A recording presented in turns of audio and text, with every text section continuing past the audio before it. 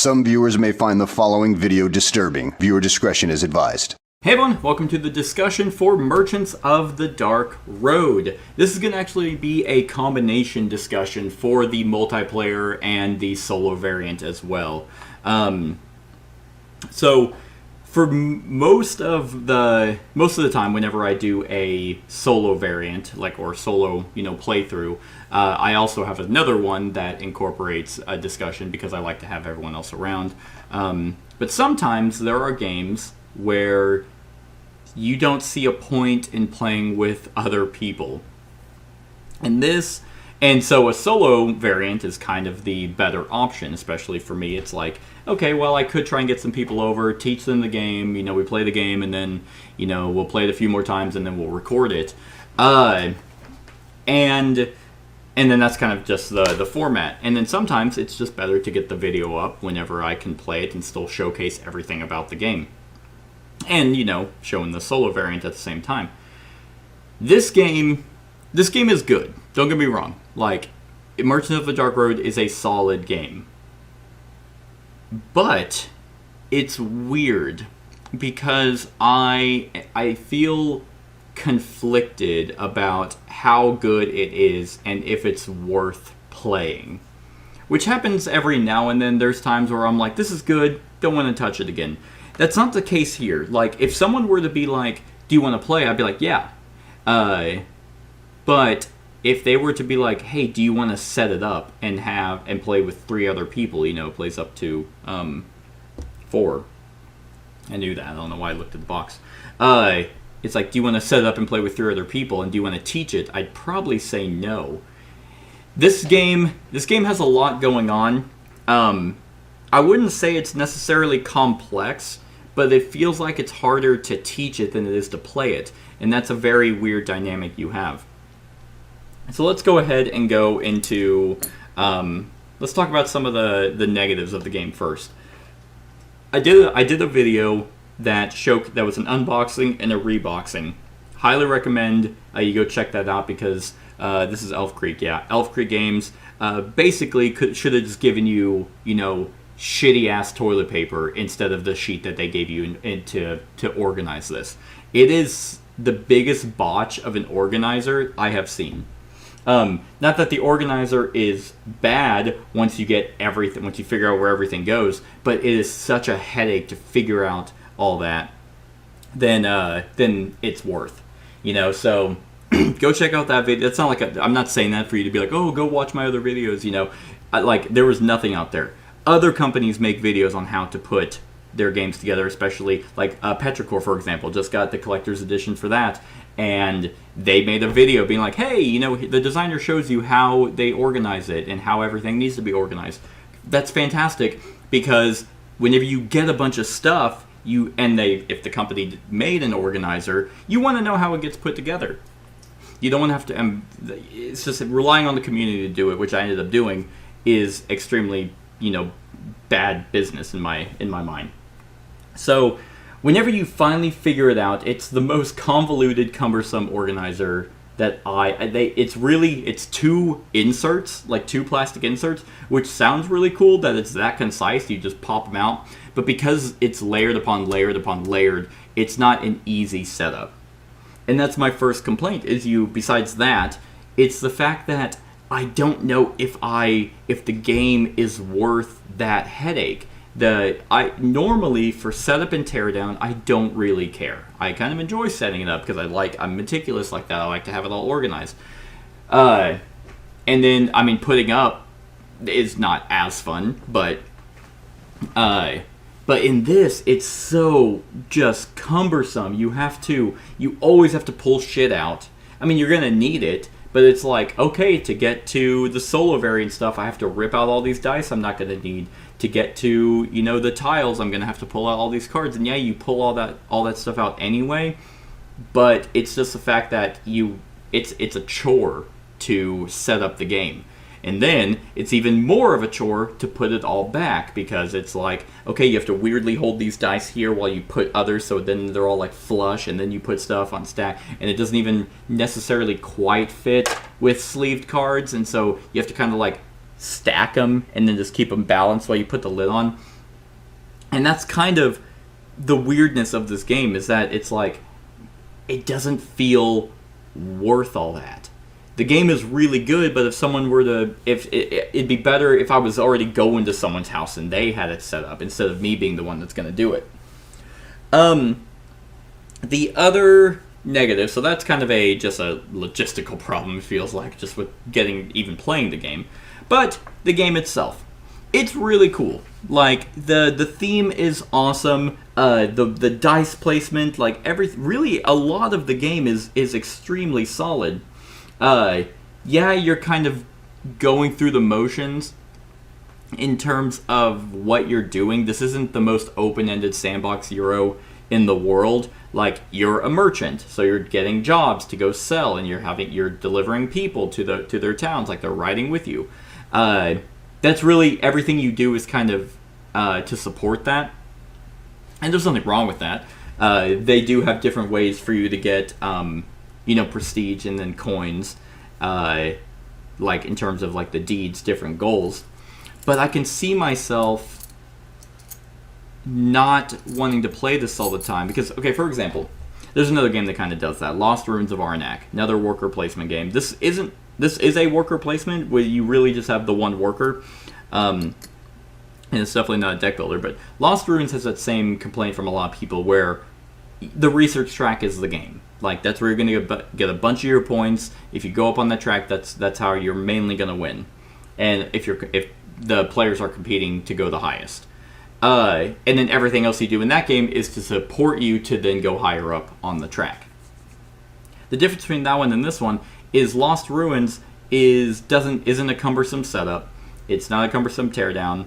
The game probably takes around the same time, but I feel like there's a lot more going on.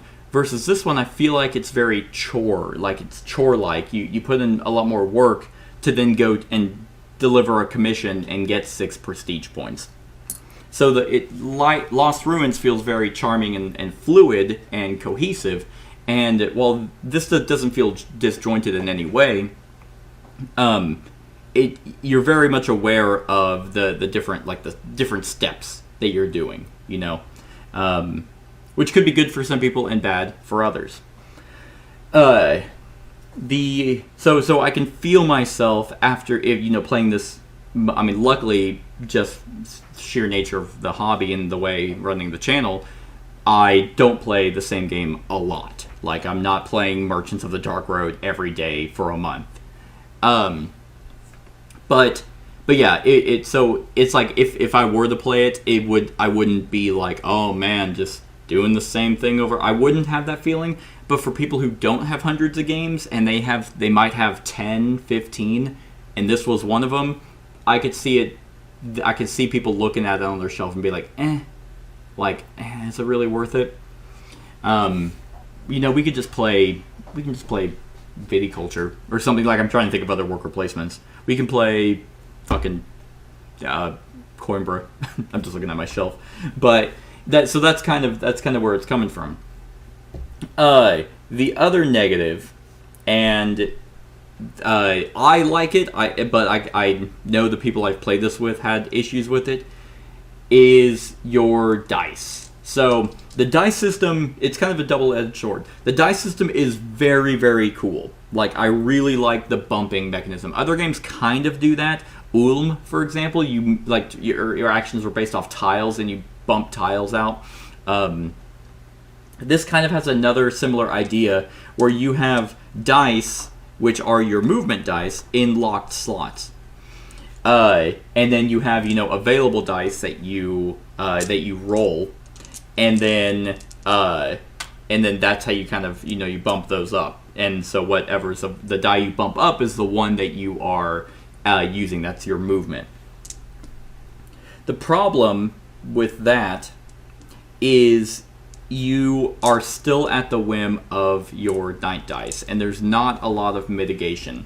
There are ways to kind of help you out in movement, but you have to work to get those ways. So, for example, if I have, you always start out at 1, 2, and 3, so you have those 3 as options. And, something they did think of, if all your dice are the same value in your 3 locked ones, you can then be like, before you do anything, you can be like, oh, I'm changing those to a 1, 2, and 3. So that's the one way to mitigate it, where you don't have to earn something. But let's say, and you'd have to kind of plan for that. You have to realize, oh, I have shitty dice. I now have to lock those to then be able to turn them into something. But the other way is horseshoes. Horseshoes that you can only ever have a total of 3 held on your cart. You can spend those to let you move one forward or one back. But to get horseshoes, you have to, hire workers that give them to you. You have to take a deed that gives you a horseshoe and a good. However, to get a deed, you have to travel and choose that as one of your options, or go to the dark market and choose that as your option. So to mitigate dice, it's like you have to sacrifice other things. It's like, oh man, I have a lot of prestige, but I don't have a lot of money. Well, I'd like to pick, money, but I have like all zeros, so I need to go and instead get a horseshoe. And that can feel very punishing. In fact, the times I've played this, there's always been one person who happened to just roll really bad. And that's not fun when everyone else is rolling a variety of things. Oh, I got 2 2s and, a 4 and a 1. And so people are always kind of getting to do what they need to do, especially because, oh, hey, I have horseshoes, or I don't have to spend it right now, so I'm kind of always getting around the area, whatever this world is called. So that can be extremely unfun when you are literally just going, nope, got more zeros. Okay, well, unfortunately, like, my current 3 locked dice aren't zeros, so I have to then just set up so I can turn my zeros into nothing, And the chances of because whenever you run out of available dice, you remove one, get them back, you roll them, so you have less and less actions as the game goes on, which I like. I think, it depends on how it's done, but I kind of like it whenever you start out with a lot and then you have to be more finite and succinct whenever you're playing the game, but you therefore should be doing better. Some games do it where you have like nothing, but then you, like Everdell, you start out with very few workers and then you get more as the game goes on. So I like them both, but it has happened. I've seen a game where one person was rolling badly every time we were re-rolling dice. So he was just like scrounging for anything. And that's probably besides everything else I mentioned, that's probably, in terms of gameplay, the biggest complaint. It is nice that your dice, if they're all the same value, that you can change them to 1, 2, and 3, but I almost would prefer that in your available dice. Which I know is very, the chance of you rolling the same value on, all remaining dice, I think it's because you're almost always having 3 locked besides the end of the game, where those are the only things available. But it's it's not fun, especially when that is your absolute mode of transportation, are dice. Everything you do in this game relies on you having the correct pip to be able to go to where you need to go. Now, when the dice are working, as they should, then the game is extremely solid. Like, every location is a place that you're going to be able to benefit from it, and you can mitigate a lot of things there. Like the inn, you could go and hire people. You're spending money, and throughout the entire game, the best thing about the game is the duality of prestige and money, thematically making sense. Hey, I'm a rich merchant, therefore I'm the better one, but am I a well-known one? How famous am I? And I think that's really cool. Other games kind of do that. I think, I know I have it over there. Rajas of the Ganges have that dual track. There's others that I've played, but I can't think of them. But I like that dual track method. And between 2 cities or between 2 castles kind of has that. Which one of the 2 cities is your lowest? That's your score. This kind of, it does a little bit better, because it's like, okay, I have a lot of money, like I have 30 gold, but oh no, I have 28 prestige. And you can quickly, because there's not a lot of ways to get victory points. Victory points are very precious because they add to your lowest score. However, you can very much you could see how clearly everyone's doing. So if you're sitting there and you're like, well, I'm higher than them on prestige, so if I can get more coins than my prestige, therefore I'll probably win because it's going to be based off the lowest, and that's the only thing that's visible is the prestige track. So whenever you're competing and that's the only thing, it's like, oh man, okay, so he's higher than me on prestige. Hopefully his gold is lower because I'm getting some victory points. I don't know if he is, but if I get my victory points, I might be able to edge him out. So I really like that thought process, which is in your head the entire game. There is a balance that you're trying to do throughout the game of, okay, you really have to, unfortunately, at the same time, like, you have to really, like, balance out. So therefore, whenever you gain a bunch of prestige, you then have to kind of flip and be like, okay, time to go sell some goods. Like, so I can get some money. Like, I gained 10 prestige here. I have five coins, so I need to get, at least 5 gold. So you kind of go back and forth on that. But I still like that element. And then the fact that victory points are so precious based off the deeds that you're getting. Some give you 2. One of these ship or the wagon upgrades is just a flat 2 points, but it locks you up. I do like that. And so whenever the dice are working, I do like that. I do like that system. The fact that, okay, well, these are the movements I have available. Whenever you bump them up, you get a bonus. So do I want lanterns? Well, I'm at 2 lanterns. So if I use the middle die, then that'll get me a 3rd one that I can use on the short path. I do have a commission to sell. Oh, well, look at that. Well, the number I have currently there isn't going to get me, to where I can travel. But I do have a die available that'll get me there. It's a 1. So instead, I'll move my 0 up there so I can move 1 there and then stay there. So those are the kind of strategies you're trying to think of. You're prepping. All the dice available are really what you're always forward thinking, or you should be, because that's how you're going to do well in the game. Is that these dice, the ones that you have available on your wheel, are really, you have to try and think, okay, what can I currently do? And then what die do I want to replace that with, because am I going to use that again next time?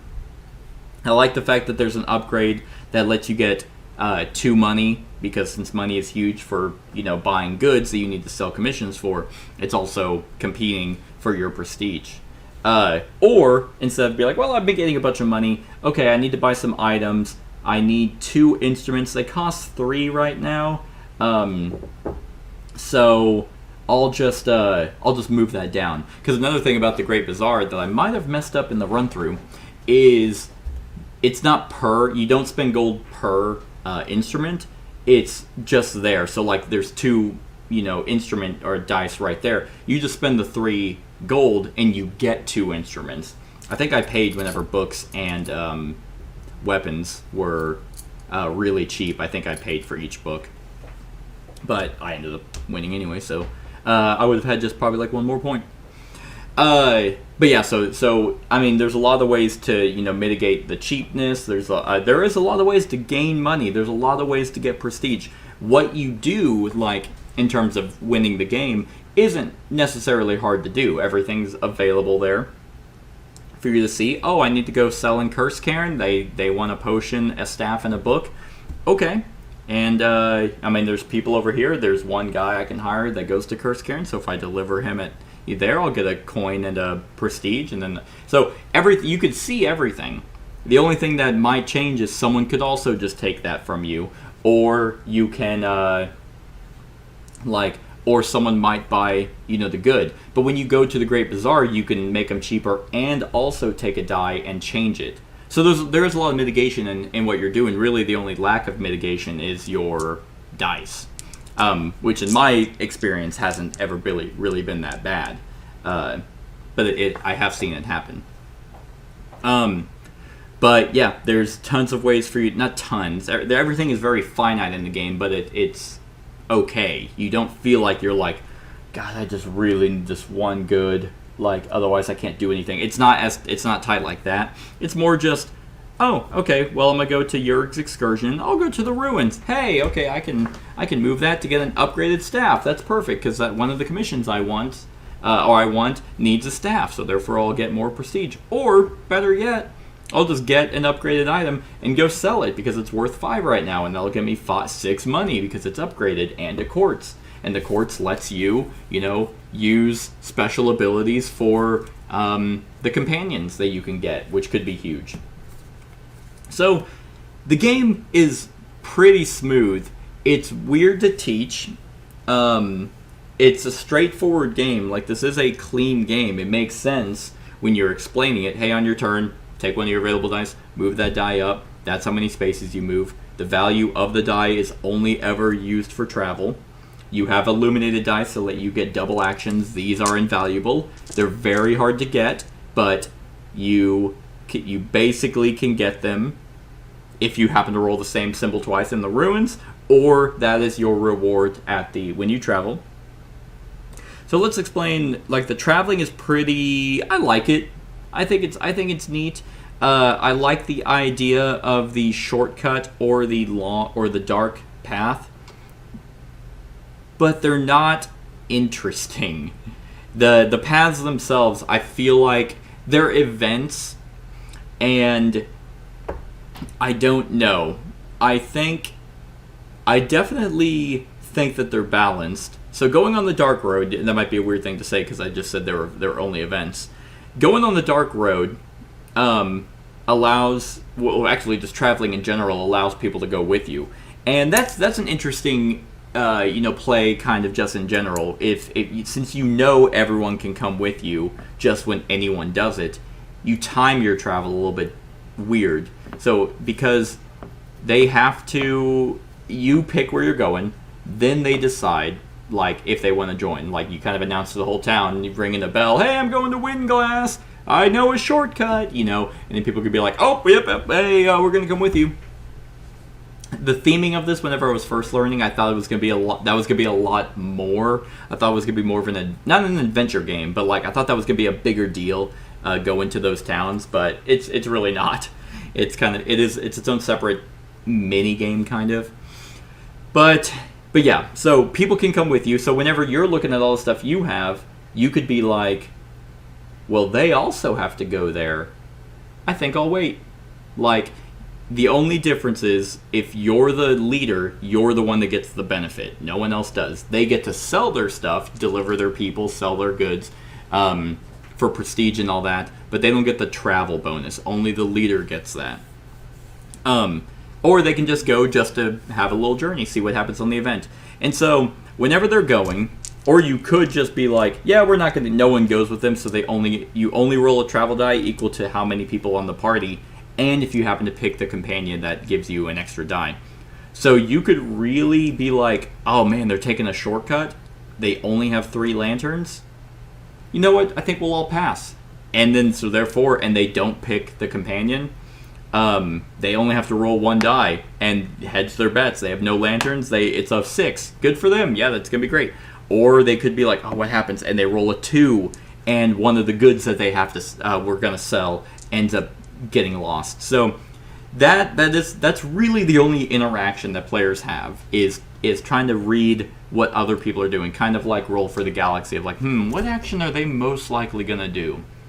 That's probably it, so I'm not going to allocate my dice to do that in hope that I was right, and then, yay, I was right, or, oh, no, like, because you could be essentially playing chicken, like, oh, I have 3 commissions that are at, Windglass, you have 2.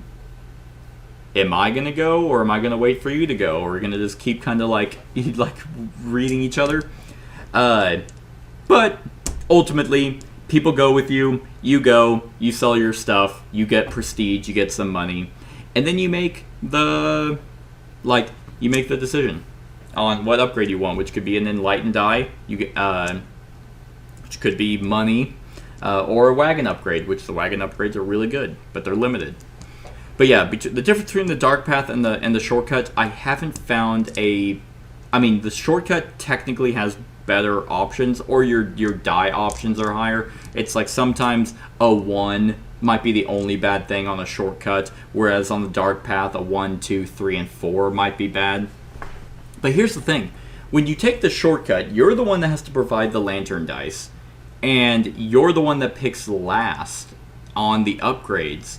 So you already spent your lanterns, which are used for rerolls, and if everyone goes with you and you roll 3 dice and you're just like, okay, well there's a 5, 2 and 1, guess I'm getting the 1 because no one's gonna. So it's just kind of, you get screwed on the event, but I think they balanced it by you getting 2 upgrades and they can be the same one. So that's kind of nice. The Dark Path, you just get the 1, but you get to pick first. So if it's a high die, you're going to have that option, and it doesn't require you any lanterns. So if you roll shitty, if you have lanterns, you get to then spend them. But you only get the 1 option. And let me tell you, getting 2 picks on a upgrade on a short is pretty damn good. I'm pretty sure that's the only reason why I won, because I took a shortcut and I took 6 money because I had like 20 gold at that time. And I was like, oh, I have a decently high amount of prestige. I really need money now. But having enlightened dice is really good. Double actions is strong. So I like the travel minigame. I think it's neat. I think the shortcut, even though you pick last, can be balanced, because the benefits or the punishments really aren't that bad. Like, it's like, I'll lose an item. Okay, I have a potion that I can't sell anyway, so I'll just get rid of that. It's never been one of those where it's like, that just fucked my entire game. It's never been that bad. But they're good, because I think there was one where I rolled a 6 and I got to get a person, and that person I delivered to where I was going, so it ended up working out. Yeah, the traveling is I think really balanced. I like it quite a bit. So that's my thoughts on like kind of merchants. The solo variant is really good, and I'm very glad for that, because my favorite types of solo variants are the ones where you don't have to change how you play.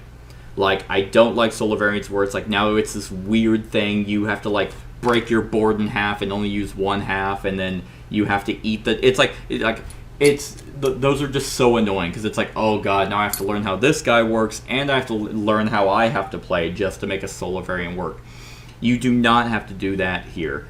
When I read that, like, because it was basically, I think it even tells you, like, the rules for how you play remain unchanged for the core game, but there are additional rules that govern your opponent.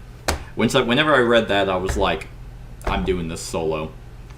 Like, because you don't interact with anyone else. You don't block people from going anywhere. They can go to the same spot. The only thing is kind of like with any other dice drafting game, it's kind of like, oh man, you took the guy I wanted. Okay. But yeah, the solo variant is very smooth. They did a really, really good job balancing these cards. Like, because you would think with how much you have to manage the limited space, which I like as well. I think that's neat that your wagon, you do have a little, like, it's a little small little game of how you want to store things. Makes thematic sense. I do enjoy that. But the solo player, yeah. Oh, anyway, so because you have to manage, goods and commissions and people, and then you go sell and all that. I was like, how are they going to make that work? And they did a pretty good job. I think having just a generic goods track is the smartest way they could have gone about it. Because while you need specific goods, you are in control of that the entire time. So you can look at it and be like, I'm going to buy some staffs, or I'm going to get some staffs because I know they're going to sell for a lot. The solo player doesn't get any of that. Now, granted, he always will most likely have a bunch of goods, but it really does balance out. Like, so he just keeps a generic pile of goods, and the fact of the conditions from top to bottom of what he's going to do. Oh, he moves to this location. How many commissions does he have? 0? He's getting 1. Otherwise, he's going to, buy some goods that just go up because he already has a commission, so he's going to get these. They did a really fantastic job of balancing these. I think there's only 10. 3, 4, 5, 6, 7, 8, 9, 10, yeah. So, I mean, even going to the dark market, it's just a generic amount of goods. Like, he never uses the buildings, the excess buildings. His illuminated dice are either victory points at the end or give him a bonus for his die ability. Like, you have those abilities in your locked dice. That's kind of to represent him. And he kind of just does something like another player would do. Yeah, he doesn't go after these deeds, but he can take them. Oh, he goes there, he just grabs that, and it's like, oh crap, that's the one I wanted, just like another person would. They might see they were going for one, or they might also be trying to go for that, and so they take the deed or the commission that you're doing. So really, really smart. How he travels is very straightforward. It's just, oh, does he have 3 lanterns? Well, he's taking a short path as well, and then it even tells you what upgrades he wants. Okay, here's the short one. He wants an illuminated die and the bottom deed, mainly because those are victory points. He doesn't go for the deed specifically. It's just how many he has. Those are victory points. Courts are victory points because he never spends them. He never gets companions, and illuminated dice. And normally in certain solo games, having the solo player not ever have to do upkeep or have to, like, if they're unlimited while you're limited, usually that can be very frustrating because you're only limited to 3 people and 3 commissions. He's not. He has an unlimited amount of people and commissions, but because of the randomness of his deck, he's not just stockpiling on commissions and then stockpiling on goods and traveling once and then sandbagging you and getting 30 prestige and money out of nowhere. It felt very fluid. Everything that he did when he was going somewhere, I was like, because when you're playing multiplayer, you don't really care where anyone else is going. You're just trying to wait for your next turn. So whenever he went, yeah, I had to manage what he was doing, but the cards are just so clean that you could easily look at it and be like, yep, he's going there. Okay, he's immediately getting that. He's taken that. And okay, his turn's done. Back to my turn. He's kind of a side thing so you can play the game, but you get to strategize. You get to play this game as if you were playing with 3 other people because they don't matter in a multiplayer game. And neither really does he, because at the end of the game, you can't 100% be certain what your opponents are getting, so really you're just like, oh, okay, well, I'm higher than you on prestige. I got 36 points, and they're like, oh, I got 31. Oh, I got 25. I got 5. And you're like, okay, I guess I win. But then here, it's pretty much the exact same thing, but you got to play the game. So it's just like, oh, man. Because whenever I was adding everything up, I'm like, oh, okay, yeah, I won by like 4 points. Sweet. And then you just pack it up. You didn't have to teach anyone the game. You didn't have to wait for their turn. Like, you'd be like, okay, yeah, that's the die you're moving up. That's the commission you're getting. Not that I'm saying people's turns take forever, but when you're playing a 3 or 4 player game, you're just like, okay, everything you're doing doesn't affect me. Oh, are you traveling? Oh, okay, now I'm involved. But in the solo variant, you're involved the entire time because you're playing and then you have to manage him.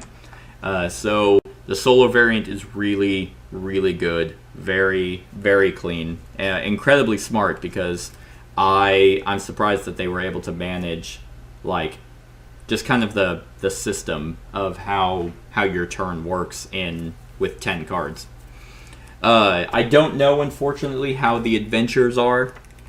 I'm not even 100% certain if the adventures are specifically... No, okay, yeah, they're for the solo variant. That includes other stuff. There's these tiles here and then some extra cards. I just played the base solo variant. But it's really good. This is definitely one of those games that if I'm playing it with 2 or solo. That is... I don't want to play it at 3, and I definitely do not want to play it at 4. But other than that, that's pretty much it. I can't really think of anything else to mention that I haven't already mentioned. So, with that being said, I guess, if I'm going to complain about their insert and stuff, I at least will praise them for their deluxe quality. Oh my god, they're so sexy. These unique these unique coins are super awesome. The courts really cool. Like, they're not just orange. They have, like, a weird, like, resin on them. The lanterns are so neat. The boards are really good. Yeah, the quality is amazing. Whenever you do get over how it's set up, it is relatively, quick, because then you just have these of all the goods. Love the magnetic portion of that, and the gold inlay to represent upgraded goods. All that is really nice. The dice are super sexy, like very pretty. The game is really, really pretty. It's just a very weird feeling, because it's like, I don't know if I'll keep it or not, but it is a good game. And Elf Creek, I think I've played...